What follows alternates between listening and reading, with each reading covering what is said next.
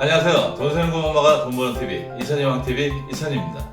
오늘은 우리가 노후 준비를 할 때 주로 이용하는 개인연금 보험에 대해서 말씀을 드리겠습니다. 특히 적격 상품인 연금저축보험하고요, 비적격 상품인 일반연금보험하고 변액연금이 어떤 차이가 있는지 그 내용에 대해서 중점적으로 말씀을 드리겠습니다. 먼저 연금저축상품은 적격상품으로요, 연말정산할 때 세액공제를 받을 수 있습니다. 연간 불이백 400만 원 한도로 세액공제를 받을 수 있는데요, 연봉이 5,500만 원 이하면 불이백의 16.5%를, 그리고 연봉이 5,500만 원을 초과하면 불이백의 13.2%를 세액공제를 받을 수 있습니다. 올해 여름에 발의된 세법 개정안에 따르면요, 내년에는 50대 이상은 연금저축 상품을 600만 원 한도에서 세액공제를 받을 수 있습니다.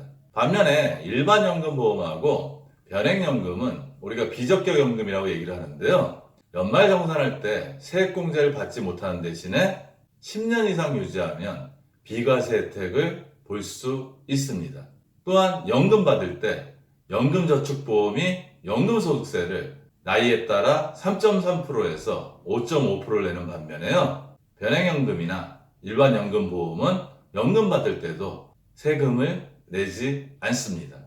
화면의 표를 보시면 간단하게 제가 세 가지 연금보험을 구분했는데요, 먼저 세금 혜택을 보면 좀 전에 말씀드렸듯이 연금저축보험은 연말정산할 때 세액공제 혜택을 보고요, 일반연금보험이나 변액연금보험은 10년 이상 유지할 때 비과세, 그리고 연금을 받을 때도 비과세 혜택을 봅니다. 두 번째로 절세 기준을 보면요, 연금저축은 55세 이후에 연금으로 수령을 해야 합니다. 일반연금보험이나 변액연금보험은 10년 이상 유지하면 무조건 비과세 혜택을 봅니다. 세 번째로 중도해지를 보면요, 연금저축은 중도해지했을 경우 세액공제 받은 거를 다 토해내야 됩니다. 만일에 연금저축에 불입하고 세액공제를 받지 않았다면 그 부분에 대해서는 기타소득세 16.5%를 내지 않아도 됩니다. 반면에 일반연금보험이나 변액연금보험은 10년 미만에서 해지를 하게 되면 이자소득세 15.4%를 내고요, 10년 이상 유지한 다음에 해지를 하게 되면 비과세 혜택을 봅니다. 하지만 일반연금보험은 현재 공시율로 볼 때 한 7, 8년 정도 돼야지 원금이 되기 때문에 10년 이전에 해지를 하더라도 이자소득세 부분은 미미한 편이고요, 변액연금보험은 초기 출범할 때 상당히 빠른 시간 내에 수익이 많이 날 거라고 예상을 했지만 여러 가지 상품들을 살펴보면 마찬가지로 7, 8년 돼야지 원금이 되는 경우도 있고요, 어떤 경우에는 10년, 12년이 돼도 원금이 되지 않는 경우가 되니까 사실은 원금 손실을 보지 않는 게 더 중요한 요인이라고 생각할 수 있습니다. 네 번째로 중도인출 부분을 보면요, 연금저축은 중도인출이 불가하고요, 일반연금보험이나 변액연금보험은 해지환급금의 약 50%를 중도인출을 할 수 있고요, 1년에 한 12번 정도 중도인출이 가능합니다. 보험회사나 보험 상품에 따라서 중도인출 가능 비율이 약간 다를 수 있으니까 만약에 중도인출이 필요하시다면 그 비율부터 먼저 확인해 보시면 됩니다. 연금지급 시기는 연금저축보험은 55세 이후에 자유롭게 선택할 수 있고요, 일반연금보험이나 변액연금은 D-5년을 적용받으면서 45세 이후부터 연금 수령 나이를 자유롭게 선택할 수 있습니다. 여기서 D-5년에 유의하셔야 되는데요, 납입이 다 끝난 다음에 굴러가는 시간이 5년이 필요하다는 이야기입니다. 만약에 38세에 연금 불입이 끝났다면 플러스 5세를 하면 43세부터 가능한데요, 43세부터는 가능하지 않고 최초 연금 수령할 수 있는 나이는 45세가 가능합니다. 반면에 45세에 보험료 불입을 마쳤다면 5년을 더해서 50세 이후에 연금을 수령할 수 있습니다. 회사에 따라서, 상품에 따라서 D-5년이 아니고 D-7년을 적용하는 경우도 있으니까 이 케이스도 확인을 꼭 해보시기 바랍니다. 연금 수령 방법을 보면요, 연금저축펀드나 다른 상품과 달리 연금 수령 면에 있어서는 상당히 자유롭습니다. 즉, 연금 수령 시점에 건강 상태나 경제 상황, 가족 여건에 따라서 자유롭게 선택을 할 수 있는데요.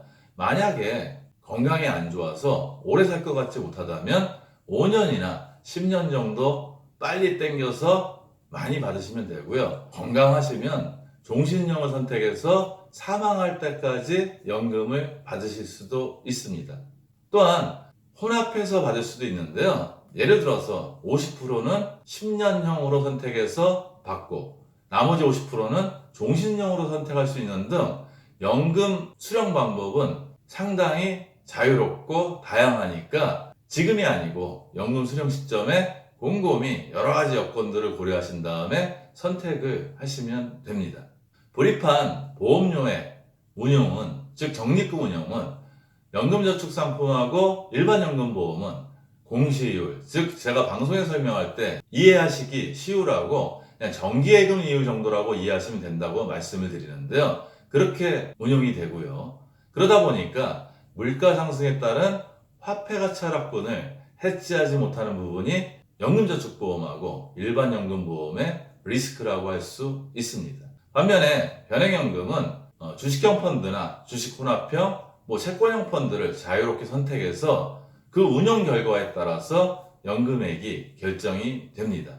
성과가 좋으면 연금저축보험이나 일반연금보험보다 더 많은 연금을 받을 수도 있고요. 성과가 나쁘면 더 적게 받을 수도 있습니다. 연금을 지급받을 때 최소한 성과에 관계없이 나이프판 보험료는 보증해주는 제도도 있고 여러 가지 다양한 제도가 있으니까 그런 부분들은 확인을 해보시면 됩니다. 그러면 이 세 가지 연금보험 중에 어떤 상품으로 내 노후 준비를 해야 되냐? 이런 의문점이 좀 생기실 수 있습니다. 소득이 많으신 분들은 가능하면 연금저축 상품을 1순위로 선택을 하셨으면 좋겠고요. 또한 맞벌이 부부들도 연말정산 받을 때 서로 나눠서 인적공제나 특별공제를 받기 때문에 연금저축 상품을 적극적으로 활용하셔도 좋습니다. 반면에 소득이 없다면 연말정산 받을 게 없으니까 일반연금보험이나 변액연금보험을 선택할 수 있고요.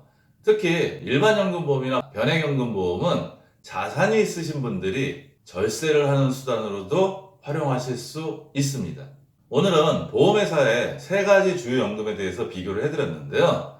우리가 노후를 준비하는 수단에는 일단 국민연금 같은 공적연금이 있고요.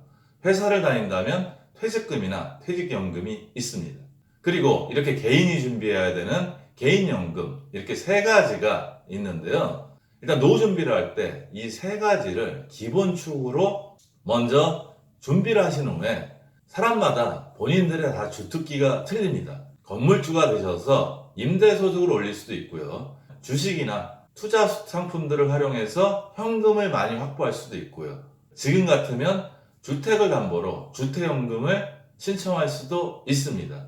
노후준비는 최소한의 월생활비를 이 세 가지 기본연금으로 만들어 놓으시고요.